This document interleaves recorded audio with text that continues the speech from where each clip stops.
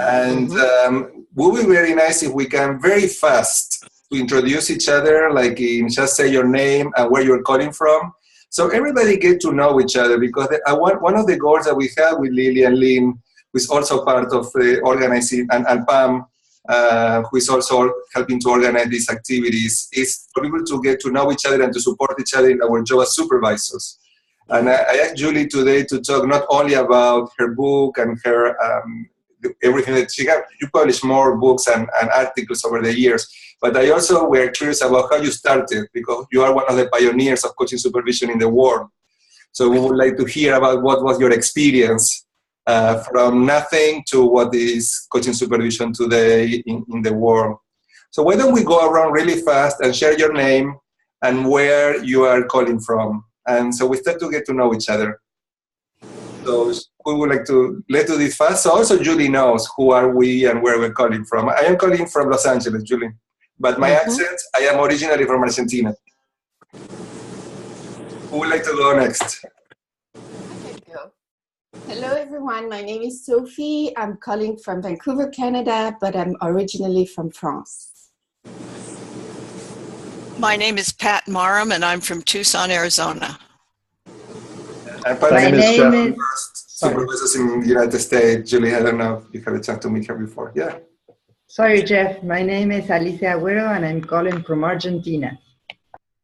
My name is Jeff Nally. I'm calling from Louisville, Kentucky, and this is Kentucky Derby week. So a week from Saturday, or this Saturday is the Kentucky Derby. So it's party week here. Hello, my name is Teresa. I am from Peru, and I am living in New Jersey. Hi, this is Ted Middleberg, and I'm from Austin, Texas. Hi, I'm Kirsten, calling from Germany, Hamburg. Hi, this is Terry Hildebrand from Denver, Colorado. Hi, this is Ken Giglio from New York City. Paul Wyman, also Denver, Colorado, originally from England. This is Michelle. Hi, Sorry. Carry on. Okay, Michelle Bastock from Golden, British Columbia, Canada. Hi, this is Michael Sanson, a Londoner now living in Boston. Hi, this is Jari Quinteros. I am calling in from Alaska, but I'm from South America, different places. This is Lori Sigworth from Columbus, Ohio. Hi, I'm Ann Boyum from Minneapolis, Minnesota. I live in BC, Alberta. Hi, this is Kelly Holm. I'm based in Seattle, Washington. Great. This is Michelle Roy, and I'm in Calgary, Canada. Great. Everybody introduce each other? Anybody have not introduced yourself yet? I'm Lily. Yes. Go ahead, sorry. Lily. I'm Lily, and I live in beautiful Victoria, BC. And I think I met you at the AOCS Unconference a couple of years ago, Julie. Right. Okay. Quite possibly. Yes. And perhaps the last voice is Lillian Abrams. That suddenly my camera went out, but you see a static picture of me. And I'm in New Jersey and in the greater New York City area. One more. Good morning, everybody. This is Nancy Tulin from Los Angeles, California. Love you. And we are introducing each other, and Julie, you just got in perfect timing. Do you want to say where you're calling from? Oh, hi. Sorry I'm late, everybody. Julie Jones from Vancouver, British Columbia. We have a few people from my cohort when I went through my coaching supervision program with Lily.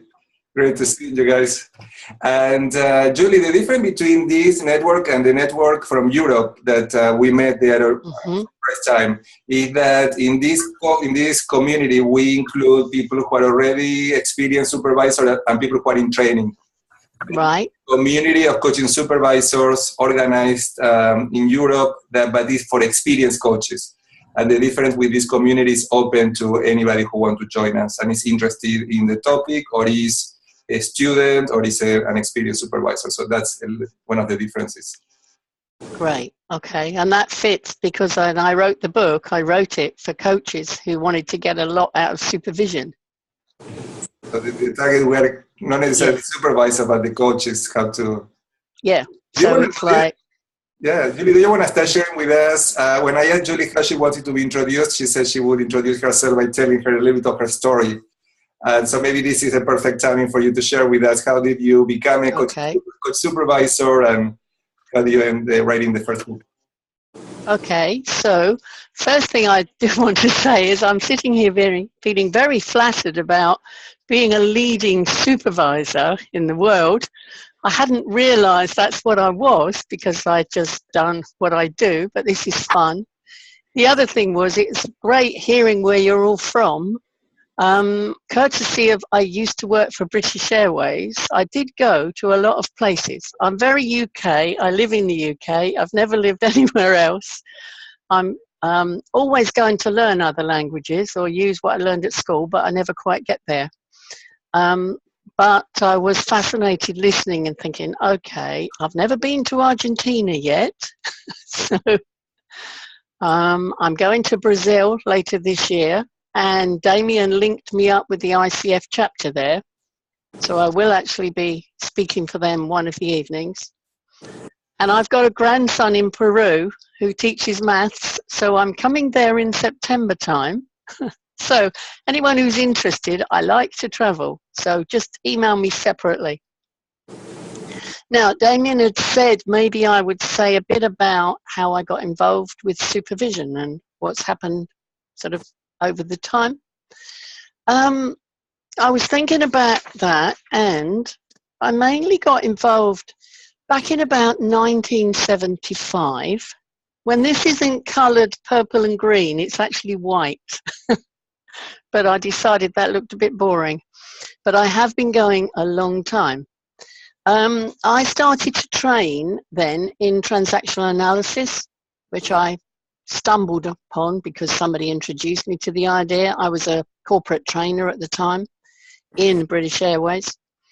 And the way they do, well, we still do, the training there is you have supervision. And not just that you have supervision, you tape record all your sessions, you audio record them. And then you listen and then you pick out bits where you're puzzled or think something happened and you're not sure what, and you take that to supervision. And I remember thinking, why didn't somebody tell me about this process before? It is so useful. So I just kept on with that process, became qualified. The next stage is that we then do become a supervisor, if we wish. So I did that. I became, it's a bit of a mouthful, but I became what we call a teaching and supervising transactional analyst. And then in brackets, it has the word organizational. I then became an educational one of those as well, because I completed a process where I sponsored a couple of educators through their TA exams. And then that sort of was it. I carried on being a supervisor and a trainer. I also went and became an NLP trainer, licensed by Richard Bandler. I like learning. I get bored if I'm not actually doing something, and I like collecting qualifications.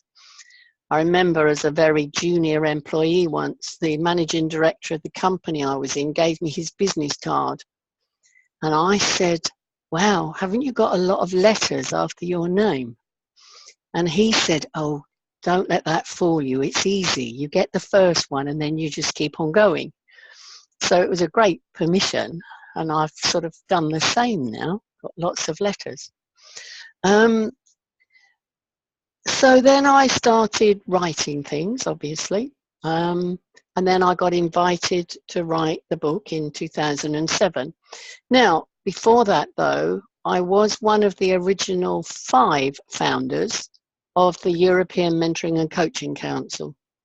I emphasize the 5 because there were 5 of us. It was Sir John Whitmore, David Clutterbuck, David Megginson, Eric Parslow, and me. And Eric Parslow was the one who did all the work of bringing us together.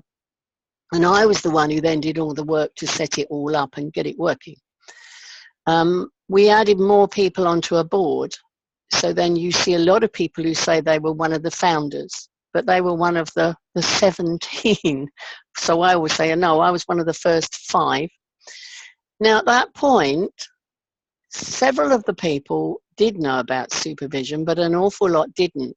And some were quite resistant to the idea that we would say coaches needed supervision. I managed to produce a policy, which is actually still on their website, even though I'm no longer involved actively, that said, how would you choose a supervisor?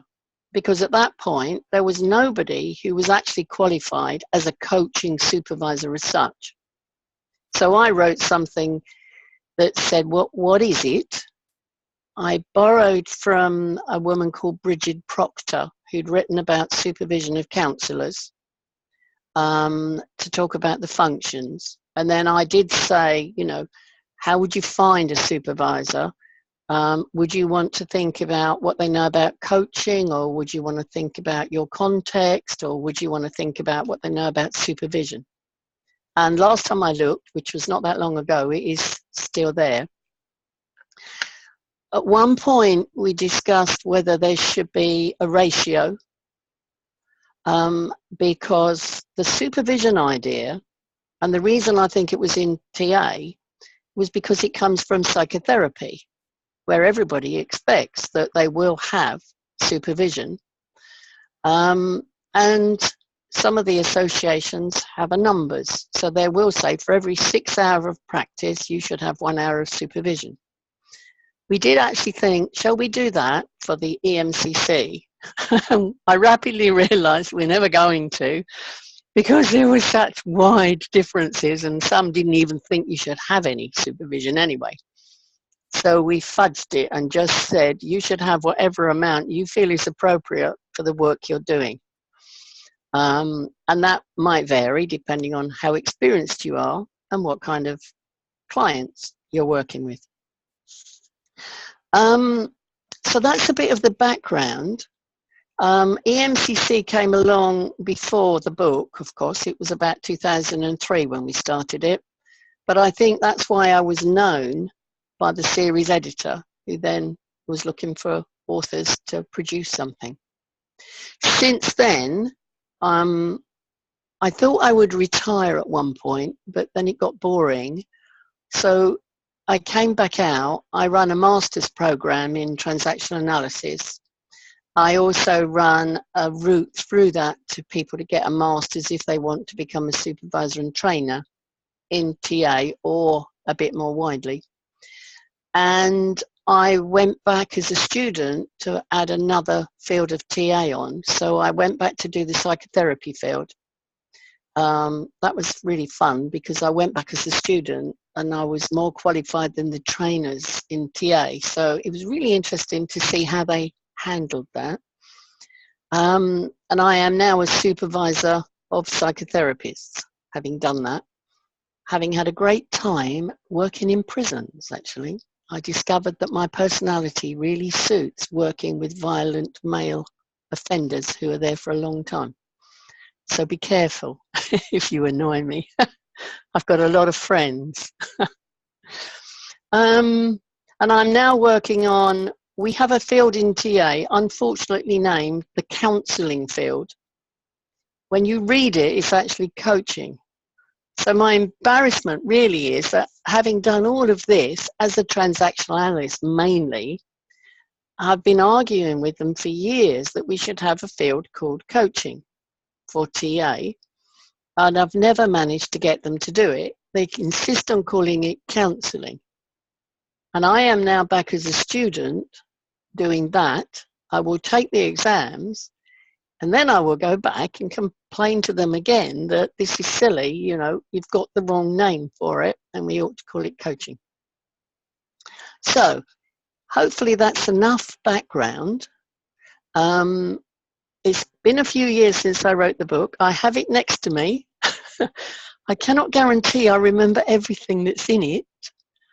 So I'm fine. If you ask me a question, especially if you tell me what page the thing is on, I'll look it up and do my best to answer. So is that enough background? Yeah, Because I'm sure you'd like to talk about what's in the book, really, wouldn't you?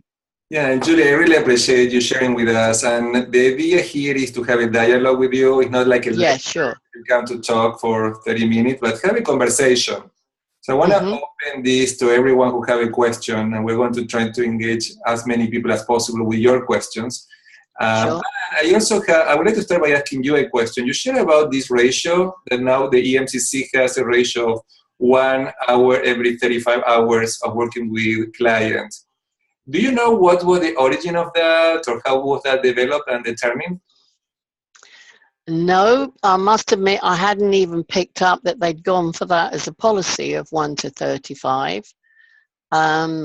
I don't know what the origin would be, because that's obviously been since I stopped being actively involved. I mean, what happened was I was the company secretary for the first 2 or 3 years. So I was sort of doing the work, and I was protesting the whole time that all of our board members were based in the UK. And they found 2 expatriates, and I kept protesting that finding expatriates does not make us pan-European. You know, just because one lives in Switzerland and one lives in France, they're still British. So I worked with all the presidents of the non-UK associations, and then eventually we got that set up separately, turned the main board into UK only, and I then chaired that for the properly pan-European. But then I stopped being involved after a while, because it's like, okay, well, I've been there, done that, got the t-shirt, I'll move on. So I don't know. I mean, I must admit, I think 1 hour in 35 doesn't really mean anything. You might as well not leave it as do what you think you need. I couldn't imagine a logic for saying 1 hour for every 35 hours of practice, but I don't know what it was. I'm trying to figure out where that came from. Yeah. You raise your hand. I did, because I know that you have been in this from the start, obviously from the start, and we are the startup group for the Americas here. And and you said in the beginning, when you, around the ratio question, for example, there was a wide range of opinion. I'm wondering how accepted supervision was for coaches in the early days, and if you saw a pivot point where it became more accepted. I don't know, because I'm probably a bit locked into some of the TA stuff rather than the non-TA stuff, because I mean, my background was we always had supervision. So once I started to do any work like this, and some of what I was doing as a transactional analyst was actually coaching. They didn't have a separate field at all then, even if with the wrong title, they didn't have it. So I just automatically did what I did. They didn't even have, they didn't call it organizational or educational either. They just said you were either clinical or you were a special field, which became a derogatory term, because the idea was you're not a real psychotherapist, so we'll let you have the qualification, but that's all. But I was coaching as well as training. You know, I was running training courses, but then I was coaching managers and other people within the organization. So I was automatically having supervision and realizing how helpful it was. What I then realized, of course, as I got more involved with other coaches, is that they'd often never heard of what supervision was. In fact, Eric Parslow, who did most of the work setting up EMCC, was very much against it until the day he asked me to supervise one of his students, because I forget what the problem was, but he said, would I supervise her in front of him? And then he completely changed his mind. Oh, that's what it means. Oh, well, that's really useful. So there were And there probably still are lots of people who think they're coaches. The other problem is the word coaching is an issue because it means so many different things. I've got overheads where I've had to run onto a second overhead now to try and list all the names of the types of coaching that you come across. And a lot of it was somebody just teaching someone else how to do something. So then they wouldn't have expected to have supervision because it's all about, do I know how to do this? Do I know how to work this machine? Do I know how to play golf? Do I know how to run a business? So they're not focused on process at all. It's I know the content. What would anyone else have to tell me? And Julia, you talk about the word coaching, the same thing happened with supervision many times. I have experienced people in the United States that relate supervision to authority or telling people what to do. People are saying, I don't want anybody to tell me what to do. Yeah. Instead of seeing it as a reflective space. So following up on Pat's question, and then I know Michelle has a question. In terms of anything that you have seen that worked in terms of helping people to shift, like one of the things that you said is a demonstration. So just having somebody going through, even coaching, the same thing. In coaching, many times people don't know what it is till they go through it. And we were having the conversation with Lily at one point that the best way for people to learn what really supervision is going through it and having the experience. Yeah. This is exactly what you share. Is anything else that you think can be helpful? Because here everybody is working in building their practices as supervisors, and they find that challenge and that resistance. Other than anything else? I think something about changing the words slightly so that you have to explain it. I usually put it with a hyphen. So I put super hyphen vision, which then leads me into saying, this is not about me having a view of what you're doing. This is about me helping you step back and have a view of what you're doing. So then I borrow from NLP and talk about a meta perspective because people are often familiar with the NLP words. So something, and also keep saying, this doesn't mean supervision like it does in industry. This doesn't mean supervision like you might have experienced from a boss. Now, it's still a bit of a problem because some of it, of course, does. Because depending on which association and so on we're linked into, there is a responsibility to make sure they're following the norms of the profession and that they're being ethical. So it's the piece about where I go back to Bridget Proctor because I just like the word she chose. You've got the normative, which is helping people grow and develop and build their skills.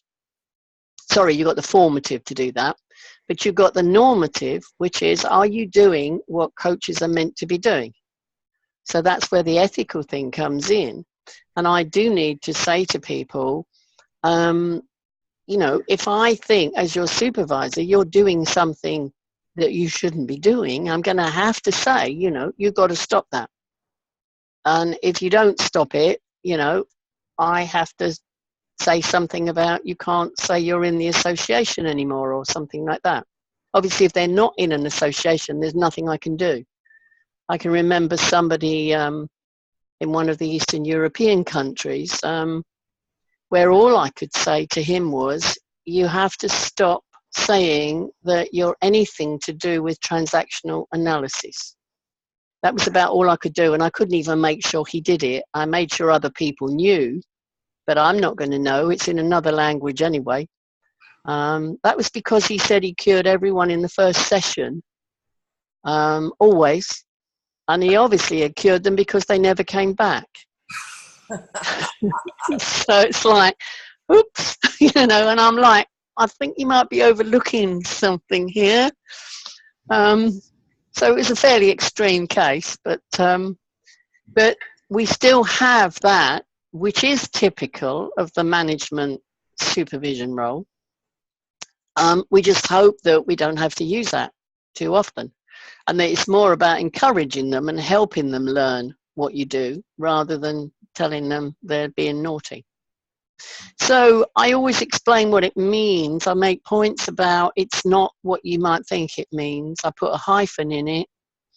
And And then I'm aware it gets even worse when it's translated. And that's why TA has got a field called counseling when they meet coaching.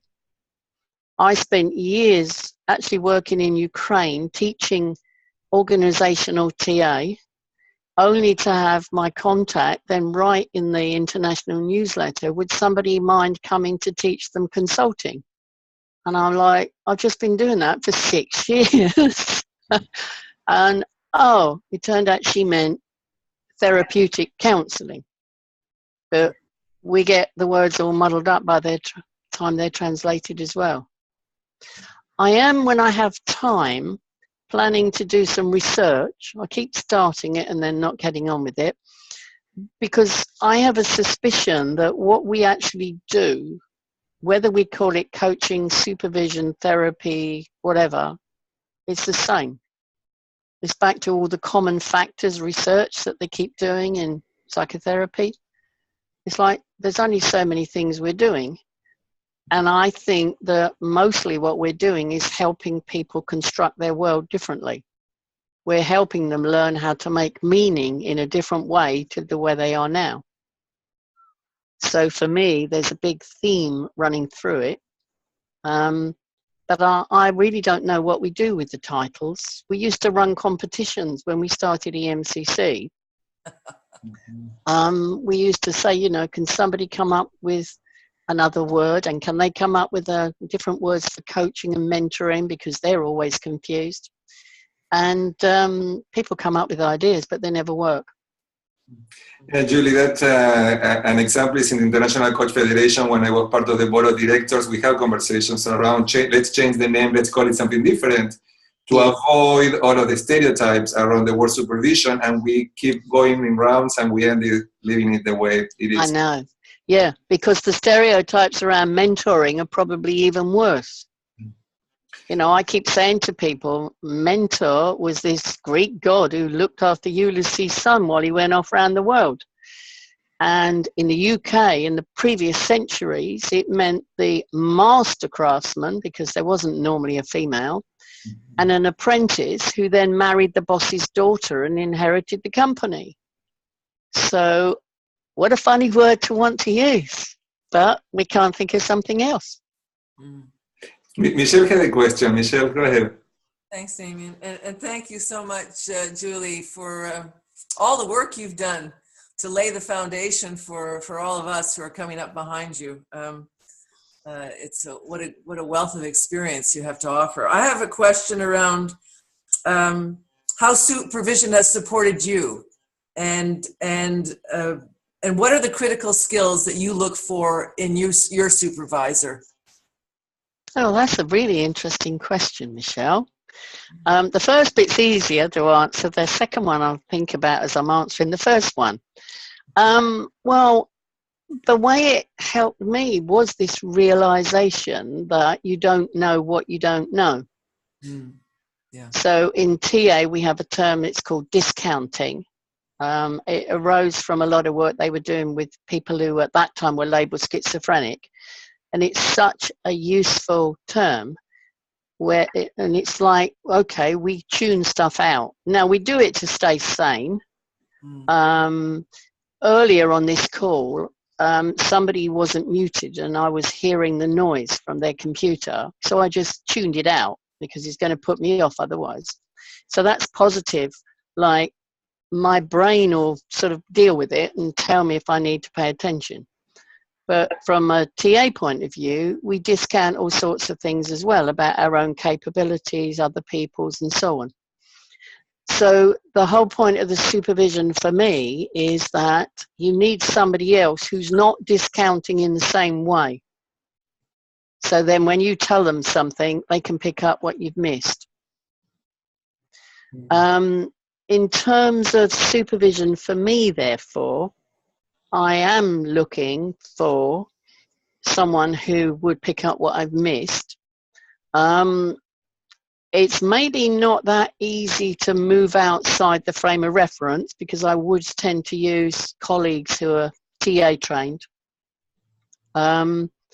But then I begin to rely on the fact that, you know, we've all done years of training, we've all been through some fairly extensive exams, and we've had a lot of practice at picking up what other people don't notice. Plus a lot of reflecting. So before supervision, and sometimes even without supervision, I will be constantly reflecting. And I do joke with trainees sometimes that when you reach the point where you go back over something and you analyze it and you realize what happens, okay, then you don't need the supervision, you need to get ready to take the exam. So what you're looking for is those areas where you're still missing something. And of course, they get to be less as time goes by, as you learn more and more about yourself. Thank you. Do you have a favorite reflective question that you like your supervisor or you like to ask, or a few of them, or would you like to? I'd love to hear one of them if you have one. No, I don't. I do have, over time, I have worked out when I'm supervising where I go if it doesn't seem to be working. So what I tend to do, because in TA we're really hot on contracting, then I expect the supervisee to contract with me about what they want from the supervision. And I use that little shortcut. It's the jokey thing about the 3 R's, which of course in English is not, they don't start with the letter R, but it's for school children, it's reading, writing, and arithmetic, because we don't say the A. So I talk about what result do you want to get, and we both need to make sure that makes sense in the time available, which in TA is normally about 20 minutes. What relationship do you want? And that's them, prompting them to also think, how shall we interact, not just leaving it up to me.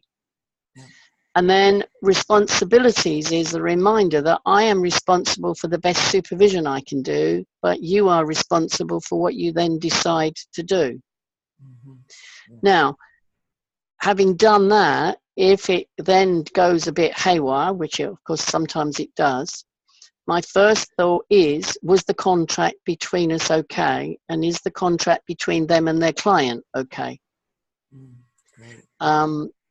If that's not working, you know, if that seems fine, but I'm still feeling that we're missing each other, then I start to think models.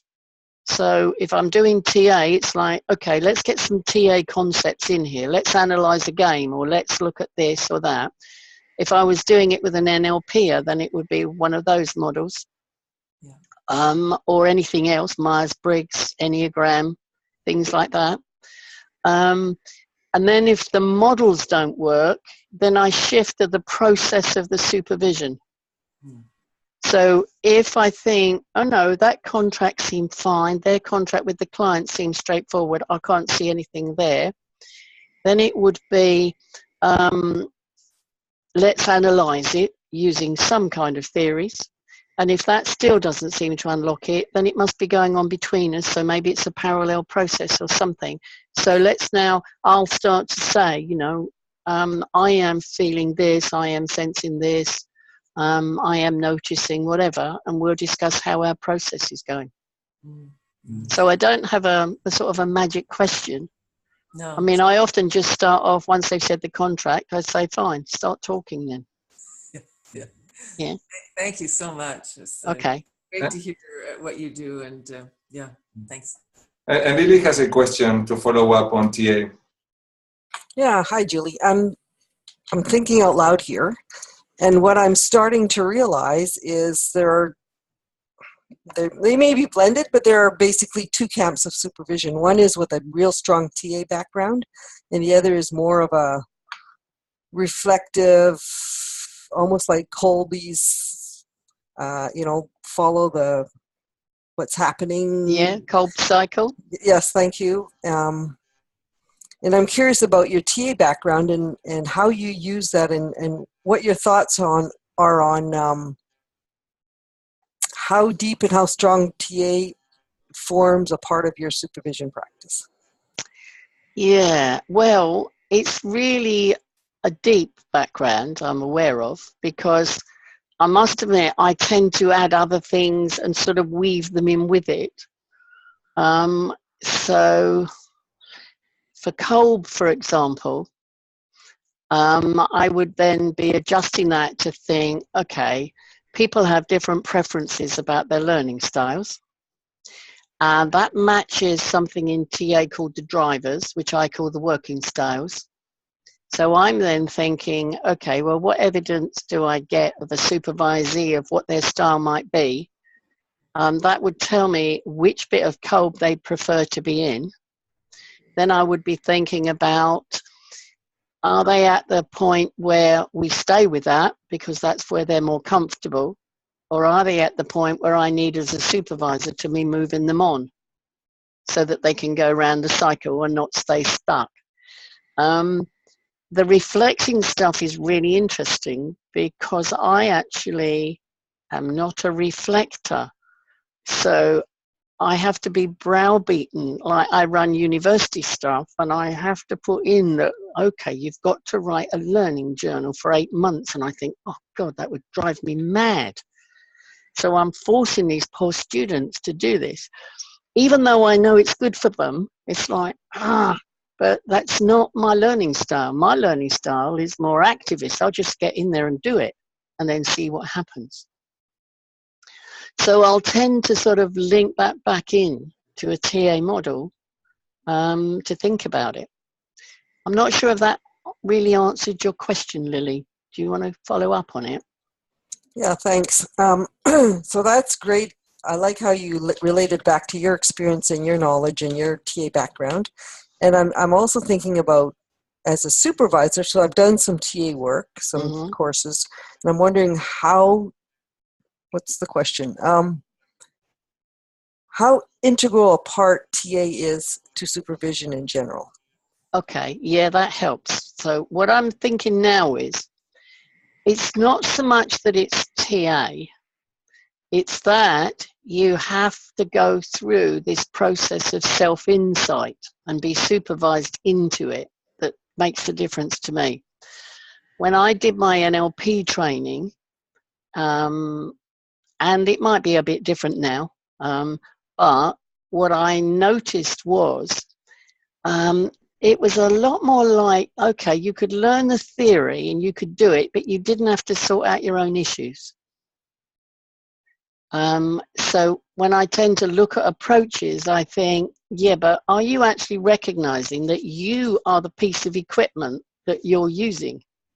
And therefore, you should understand how that equipment works and you should maintain it and so on, just as if you really had a piece of, you know, engineering equipment or something.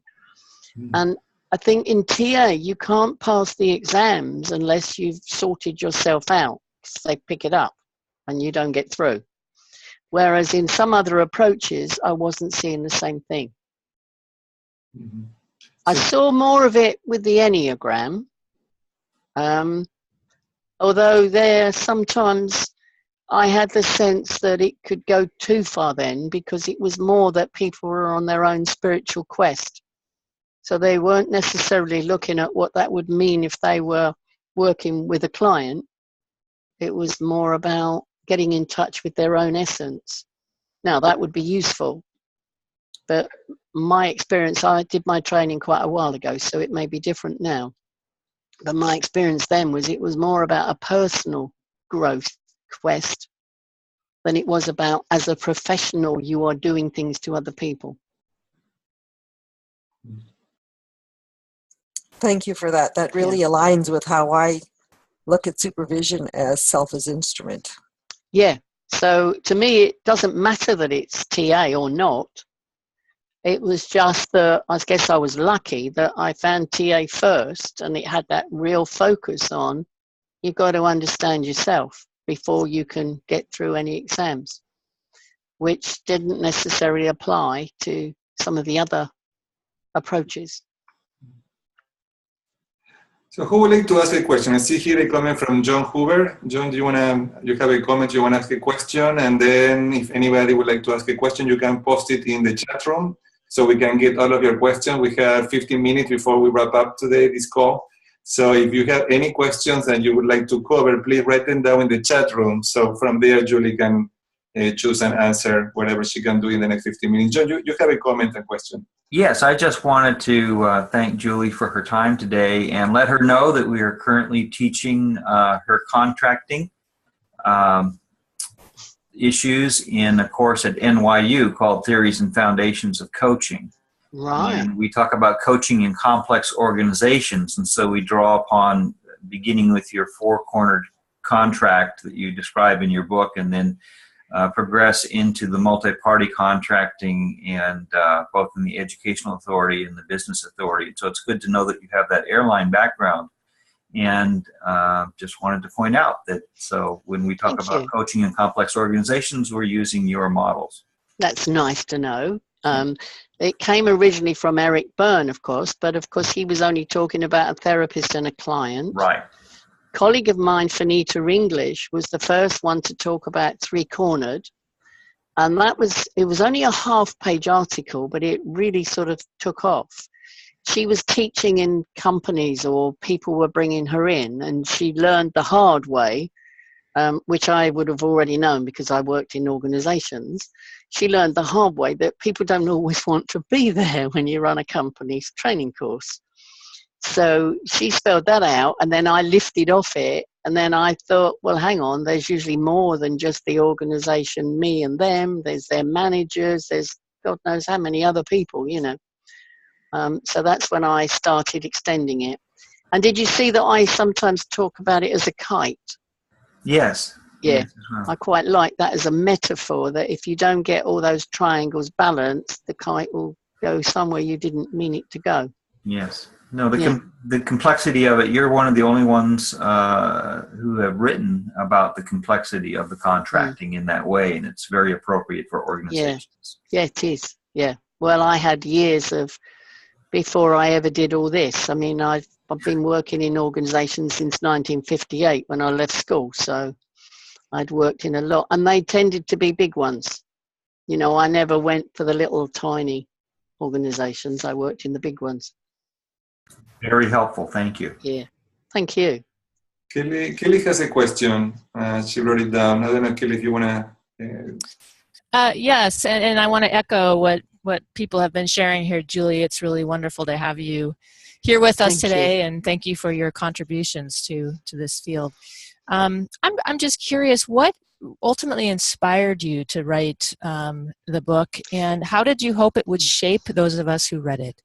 Right. It's interesting because my style from a TA framework, I'm what's called a try hard.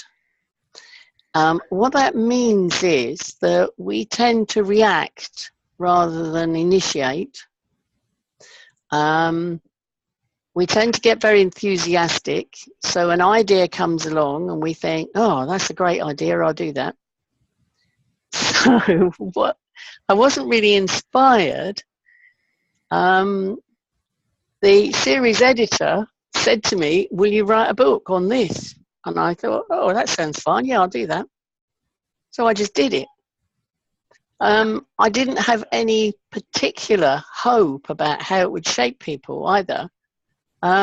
This is why this is so much fun. And you're all saying you've used all my stuff. And I'm thinking, wow, in TA, these are strokes. So I should be floating now for the rest of the evening with all these strokes. But I just wrote it because it seemed like, oh, well, I could do that. I mean, my first ever TA book was like that. McGraw-Hill put out the word they were looking for experts to write things for trainers. So I, rather cheekily, I thought, wrote and said, I'm an expert on TA. I was actually the only one in the UK at the time who'd done organizational TA. So I just said, I'm an expert. And they said, yes, please.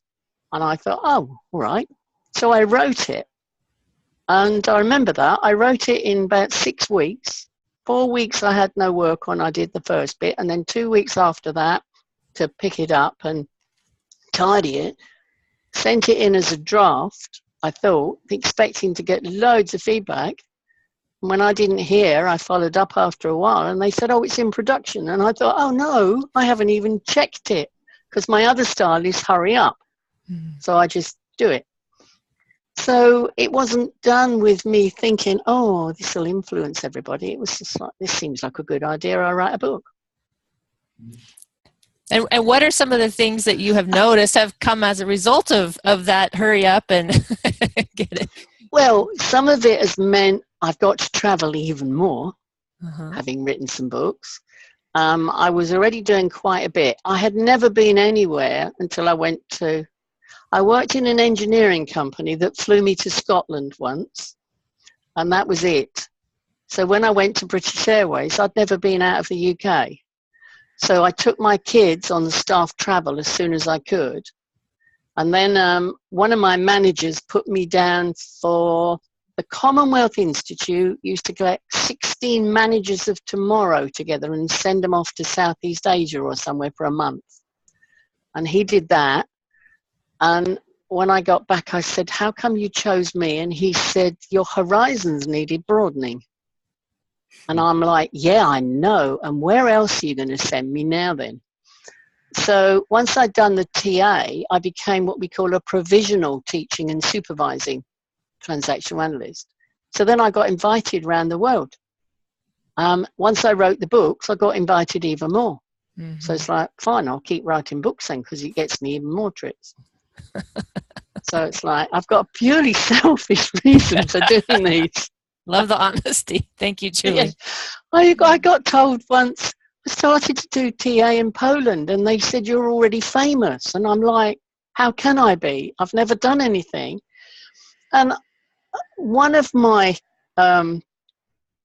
interests was running assessment and development centers and designing simulations, fake companies and so on.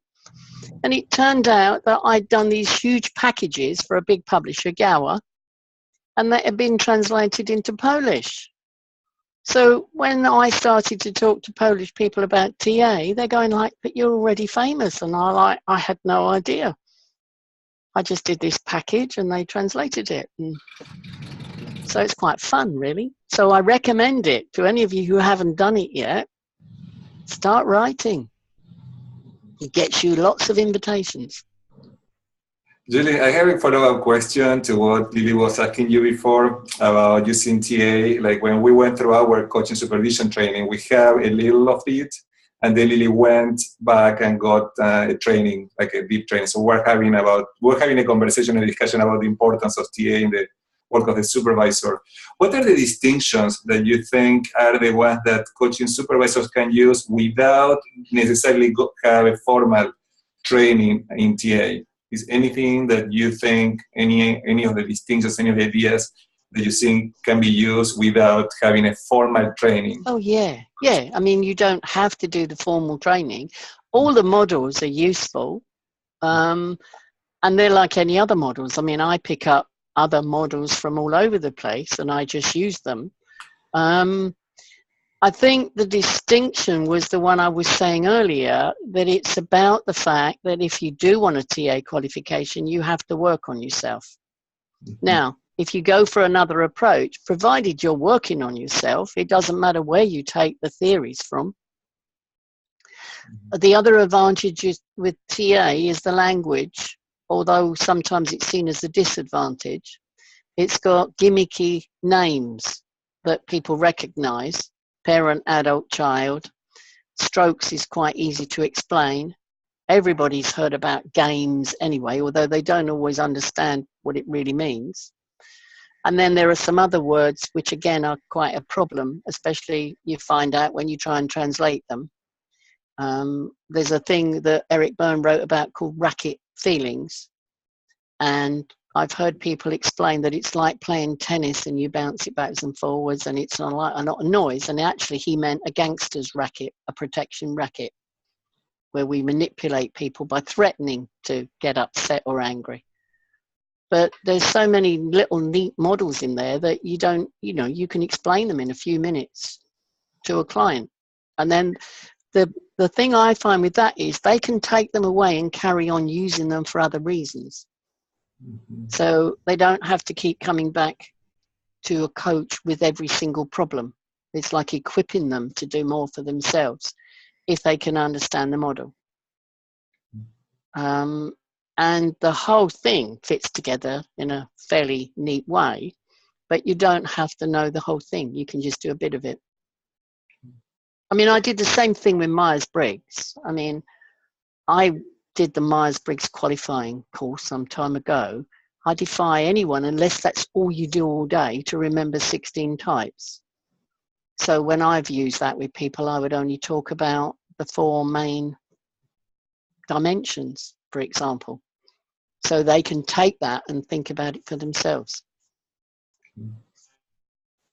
We have time for one or more questions. If anybody have a question here, Lillian sent me a question privately, and she asking me to ask you about how, if you have been using at all the 7I model from Hawkins, and how you incorporate that in your practice at all, and what is the relationship, or TA and NLP backgrounds, it's enough, and maybe that will to your work. Okay, yes, I tend to teach the 7I model to all my TA trainee supervisors because it's actually more useful than most of the TA models that any TA people have come up with. We've got a mix of things which go from, are they a beginner, intermediate or advanced, which I think, wow, that's a bit simple, isn't it? You know, treat a beginner differently to an advanced one. Oh, wow. Or some very complex 3D models, which are interesting but hard to keep in mind. So the 7I is really useful. But what I did, and I think it's probably been extended more anyway since I first saw it, but if you look in the book, I took it and I presented it in a somewhat different way. So what I said was context. Don't just think about a context. The context may be different for the client, for the practitioner, and for the supervisor, and may actually be different for the people the client is working with as well, particularly organizationally. The client may not understand the context of the employees, for example, when you're coaching them. So I split the context into, okay, we're all within one, like we're all assuming we're all in the same country. That's not even true for multinationals. But think about the individual context, like the family, educational background, things like that. And then I split the person. So instead of just having client, practitioner, and so on, I think about who are they as a person and who are they in their role. Yep. And then I look at the interactions and I think, what's the content about, but also what's the process about? So I divide it at all those levels, including if you're coaching someone, getting them to think about what are they doing with the people they're interacting with in terms of a process, not just in terms of the content. And then I look at the 7I model. They've got the 6A, you know, the link between the supervisor and the client, which sort of exists through this mysterious parallel process, which of course was Searle's back in 1955, and he called it something different, but that's where it came from. But I also show that there's going to be one of those as well between the coach and the person that the client is talking to them about, or persons. So it doesn't only happen between supervisor and client. It, you know, however many levels you've got, it'll still be going on. So there is a diagram of that in the book. It probably looks a bit complex, but I do say it's based on taking their 7I model and playing around with it. One of the things that tryhards do is everything we look at, we have to get enthusiastic and change it in some way. Julie, I really, really appreciate you joining us today. We have a couple of minutes before we go to make some announcements about what is coming up. Is anything you want to say before we wrap up the... Well, I do want to say, Laurie, yes, you should write it, and I'm quite happy to help with that. I am the editor of the TA Research Journal, which is about to become a practice journal as well. And I realized I really enjoy getting people's papers and then helping them and editing them to get them ready for publication. And if they want to do it in English, although I don't speak English very well, I am actually really good at writing it grammatically. And I realize that's a really big advantage when it's your mother tongue. So I'm always happy to help people if they want something. As long as they got it roughly into English, I'll look at how you get it the rest of the way. But it would be great. Yeah, the more books, the better, really. Thank you. Thank you very much, Julie. We have a couple of announcements before we go. One is this was the session for May. Next month in June, we are going to have as a guest Tatiana Bashkirova, and she's going to be talking about her book, Developmental Coaching. So we'll be, if you can come, please write in your calendars. It's going to be the same Monday, same time, 8 a.m. Pacific Standard Time, and it's rest of the Americas. And it's going to be 8 a.m. on June 19th. So maybe you want to write that down and have it in your calendar for June 19th at Tatiana Bashkirova. And in July, we are going to have David Clutterbuck. Lily was confirming with him. We think it will be July 13 or 14. We don't know exactly the date yet, but we will let you know as soon as we know. Lily, is any other announcement, Lily, that we need to make? If you want to have fun with David Clutterbuck, by the way, ask him why he hasn't dyed his hair like Julie. Because I did suggest to him once that if we all did it, we could be seen as the trio. I forget who else was with us at the time, but I did say, why don't you do your hair like this too? Oh, yes. We could have like a rainbow community. Yes, definitely. Also, for those that may be interested, I'm in negotiations with Peter Hawkins to come to Victoria April 16 to 18 to do a systemic team coaching workshop, and then he's going to stay one day and do a deep dive of the seven-eyed model for supervisors. And then the following day, Damien and I were talking about doing a gathering for supervisors here in Victoria. So as that unfolds, we'll keep you informed. Yeah, we're excited about having the second coaching conference in North America. And we think, can you repeat the day, Lily, that we were thinking about doing? What would that be that day for people to take notes of it? So the actual seven-eyed deep dive is 19th of April 2018. And then the meeting, conference / whatever we're calling it would be on the 20th of April 2018, a year from now. Yeah, so you want to write it down because time flies, and you may want to reserve the dates. And Julie, I hope that you can join us in some way, virtually, or who knows. Well, we are not sure yet. Yeah, what day of the week is that? Is it a Saturday? It might be. It sounds something like that, yeah. Okay. If it is a Saturday, then it's less likely because I'm committed to running a master's program, which use up most of my week, well, a lot of my weekends. But online is always a possibility. Yeah, especially when we factor in the time change. Yeah, April 20th is a Friday next year. All right. 20th. Yeah. Okay, well, thanks everybody for joining us, and we hope to see you next month. It's great to see faces from all Americas, and we'll see you next month. And Julie, thank you very much. Thank you, and thank you all of you for the nice messages spoken, and also I can see them all coming up on the chat. So I'm off to float through the rest of the evening now. Thank you. We really appreciate you being with us very much. And thanks everybody for joining us today. Lily, thank you for helping to organize these activities too. Bye. Thanks, man. Take care. Bye.